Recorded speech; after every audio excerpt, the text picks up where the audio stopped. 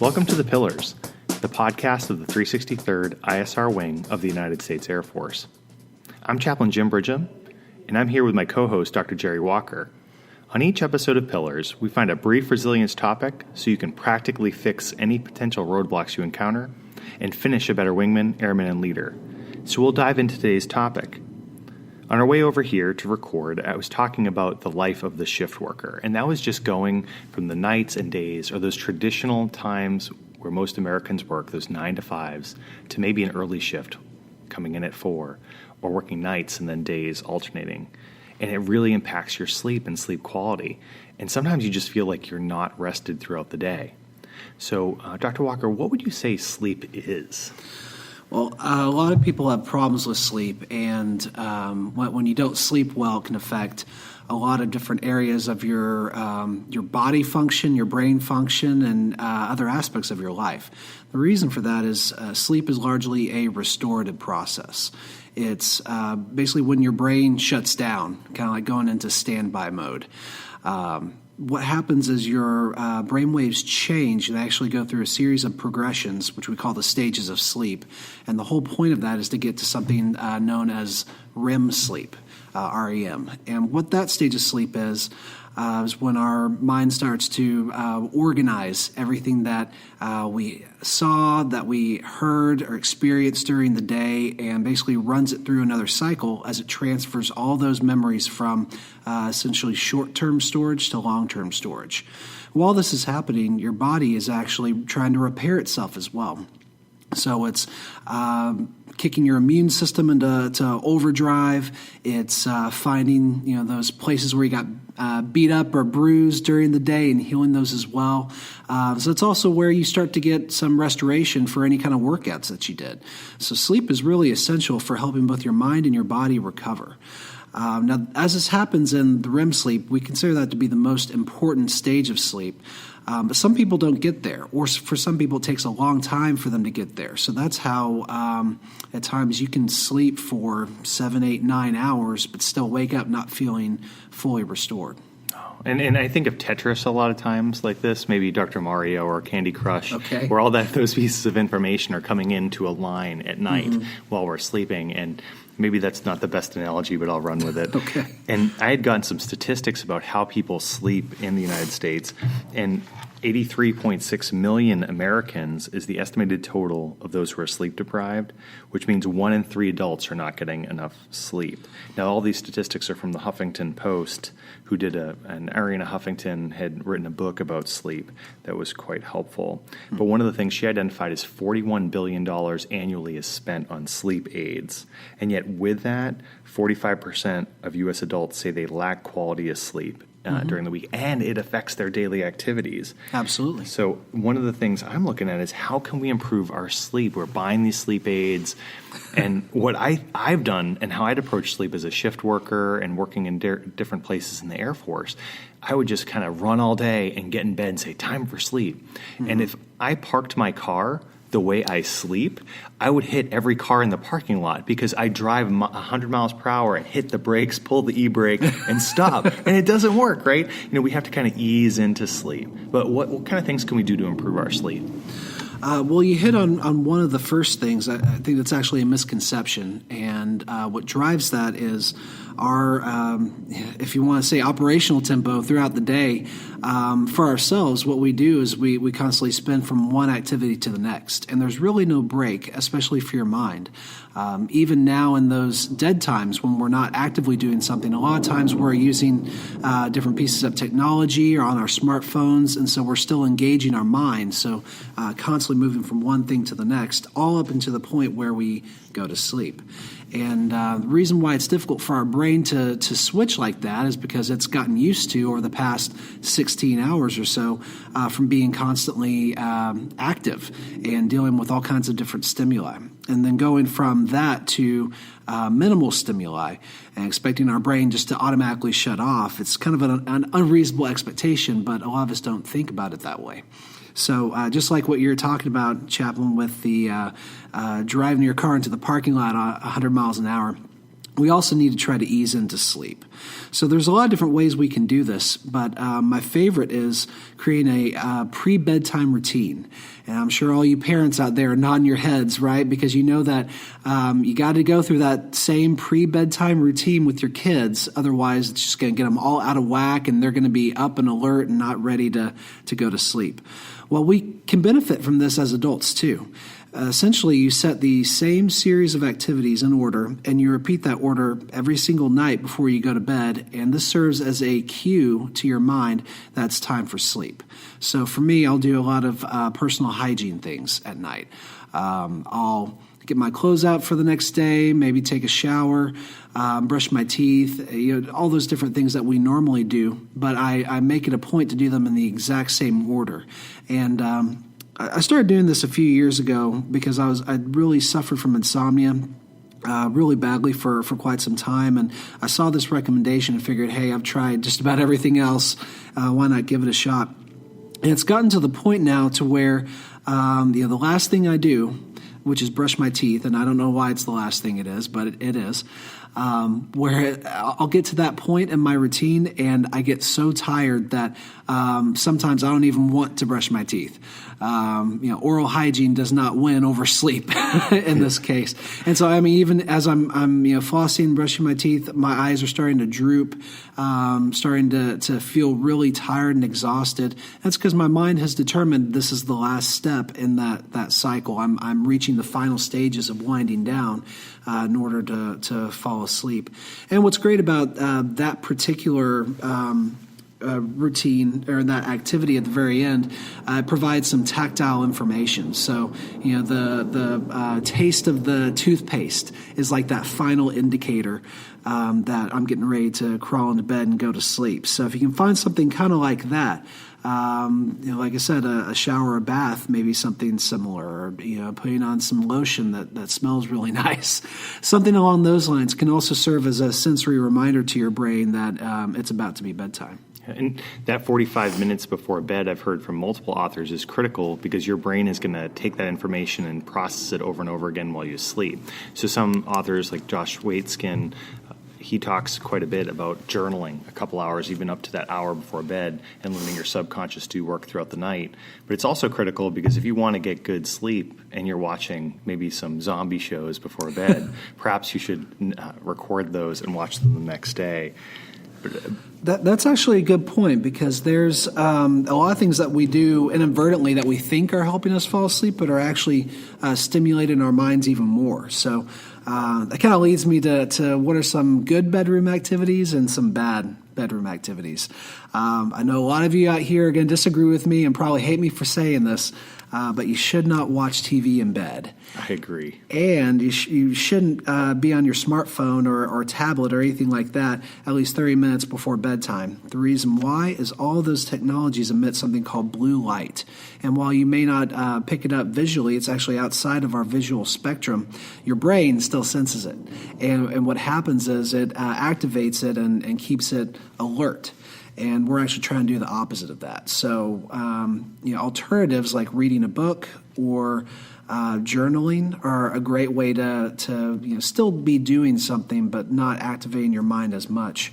And to interject there for a minute, some people will say, well, that's a big hobby of mine, it's important. But many folks who come in for marriage counseling who say that they lack intimacy in their marriage, I'll ask, well, do you have a TV in your bedroom or in your smartphone? So there's actually a huge benefit to this for those of you who say, well, I won't give it a try, because your intimacy levels usually go up significantly once you take that TV or media out of your bedroom. I call it a digital sunset, and it's like, what time are your electronics going to bed? And it should be at least an hour before you go to sleep. That's true. I mean, you could always think about, well, if my partner and I, or if I weren't watching TV, or we weren't on our phones, what would we be doing instead? Well, probably things that help to build emotional and, yes, physical intimacy. So that may be something for, if you're married or if you're living with a partner, that may be something for both of y'all to try, because, that's another opportunity for you to engage with each other, to talk and get to know each other at the end of a long day. And if you're both distracted, you're actually robbing yourself of that opportunity. And there's a spiritual component to sleep I wanted to bring in here. There's a quote from William Shakespeare. He said, "Sleep is the image or brother of death. For in sleep the body rests while the soul remains awake. So in death the body rests while the soul and spirit live." And there is just the spirituality recognized by all kinds of religions, all kinds of faiths that comes up. And without getting into any specifics, the thing I'd say is going to bed with a sense of gratefulness. And this has been recognized by like Seligman and so forth, famous psychologists. Yeah, Martin Seligman. Exactly. And it's that idea of just being grateful for what you get for sleep and that you're in bed, wherever that bed is, whatever location worldwide. And that when you wake up, even if it's a limited amount of sleep, perhaps you're a new parent, you're a shift worker, you had a rough night, just being grateful for what you got will shift your day, rather than waking up and saying, "Oh, my Fitbit, my Fitbit, whatever it is, said I only got 2 hours of sleep." Right. Well, just be grateful for those 2 hours, and breathing, and it's just so important. Yeah. No, I like what you're saying for a number of reasons. So a lot of times when, as a psychologist, I'll meet with people who are having difficulty sleeping, and sometimes it has to do with just high levels of stress or anxiety robbing them of their ability to quiet their thoughts and to fall asleep. And so they've been going during the day. They finally get home and get in bed, and there's no more distractions. And so now all those anxious or stressful thoughts that have been repressed by constant activity during the day now come rushing back into their consciousness, and they find themselves worrying and thinking about things that keep them awake and keep them from shutting their brains off to get to sleep.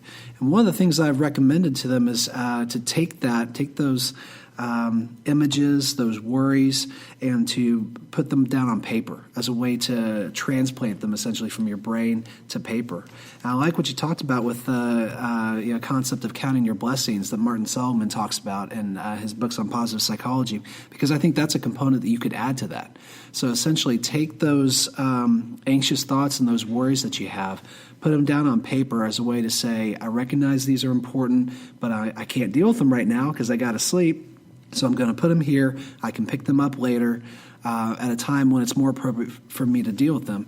And then right after that, you can talk about the things that you're grateful for. So now you're shifting your attention from the things that you're worried about to the things that you're grateful for. And so that creates I think, more of a contented satisfaction frame of mind that's more conducive towards sleep. I totally agree. And even if you're just thankful for nothing but the fact that you're breathing, that's a good thing to start with. And one other piece that many faiths talk about and worth mentioning, without getting into too much detail and the neuroscience behind it, the idea of dreams. And I recommend that a lot of people just keep a notebook next to your bed, and when you have dreams, just make a note of what they are.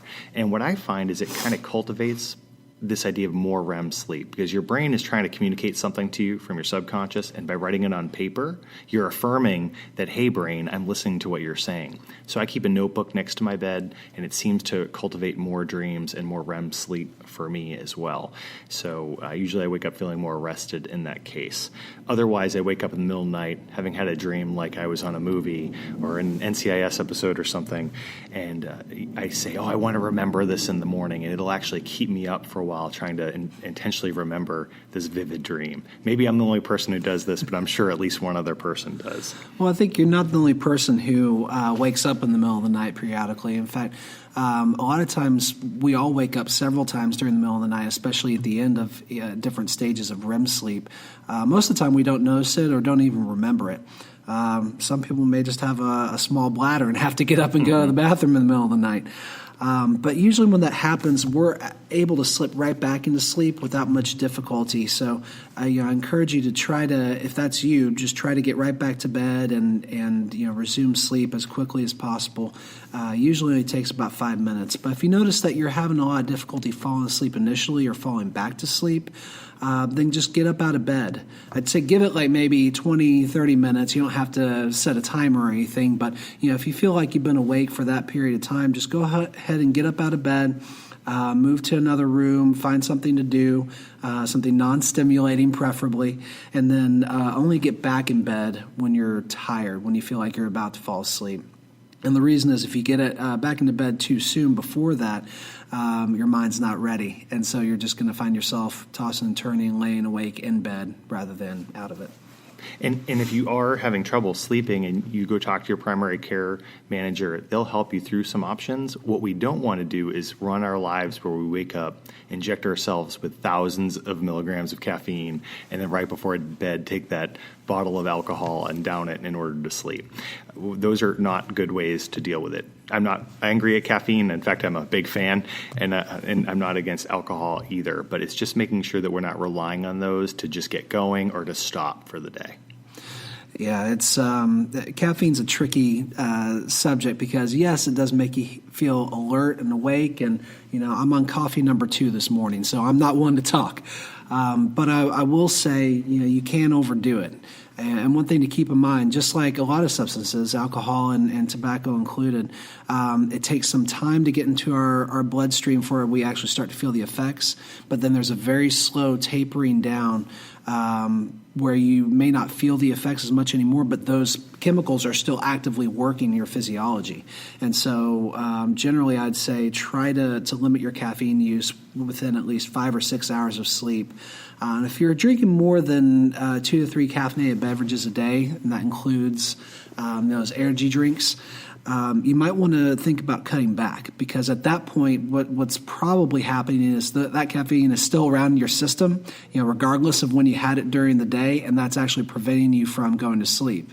So now you're creating this caffeine-dependent cycle because you're not getting enough sleep. You're having to drink more caffeine during the day just to feel awake and alert, and then that's keeping you from falling asleep at night, and then just the cycle continues. And there really is no substitute for sleep. And I agree. And we will have a separate episode where we talk about caffeine and some ways to deal with it. We'll be doing some tests beforehand. Having worked at a major coffee company for 3.5 years, that is going to be the biggest challenge I think I face in this series of podcasts. Okay, well, on that note, I think we've hit a lot. One more thing? Yeah, sorry. So I know we talked about a lot of stuff, and probably most of you guys aren't remembering all this, but if I could just offer a few more pointers, things to remember, and you can take some of this, all of this, maybe just limited pieces and try what works. But I just want to cover a few more things I think may be helpful for some of our folks out there. When it comes to the bedroom environment, you want to try to keep it as cool as comfortably possible, maybe a bit colder than you would normally like it, just because our body temperature actually drops a full degree when we're asleep, and so you're helping to facilitate sleep if you're keeping it a bit cool.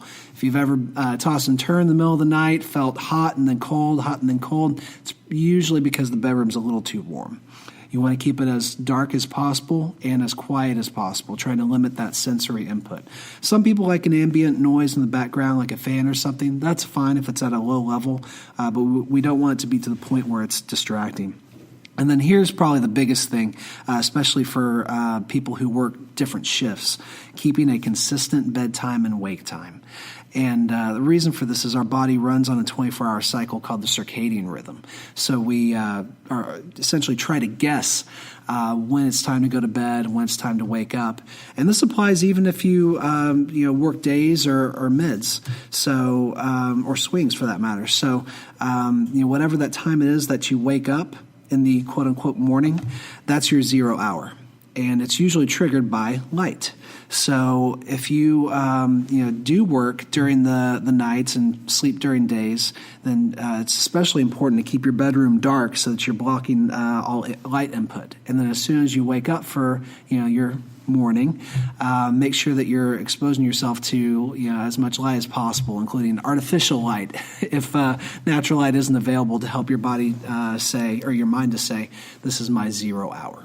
And that's going to help facilitate more of a regular sleep schedule throughout the weeks as you continue to keep this up.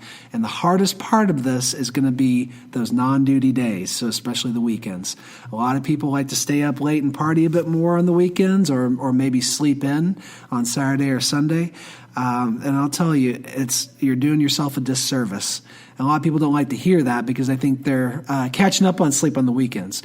What's actually happening is you're shifting your sleep schedule now to where your brain says, oh, well, this is going to be our new schedule. So come Monday, it's not ready to go to bed at the normal hour, and it's not ready to wake up in time for work. So as much as possible, try to keep consistent on the weekends, at the very least, with that consistent wake time. So I'm not saying don't go out and party and have a good time on Friday and Saturday. Just make up make sure you're waking up in about 1 hour within that normal wake time. You can make that early service on Sunday morning. That's right. But one practical thing on alarm clocks especially, there are a number of alarm clocks that have natural light that you can have, and they wake you up not with the alarm itself, but with a gradually increasing light that simulates natural sunlight. And that does help for shift workers, as well as blackout shades, which completely darken your room. So there's a lot of practical things you can do as well. So I think these are important items, especially for shift workers. Well, I think that's all today. So we want to thank you for listening today. We're looking forward to continuing to deliver these every other week. And if there's anything you need in the meantime, you can look us up in the global address list. I'm Chaplain Jim Bridgham. Dr. Jerry Walker. And we look forward to talking to you next time.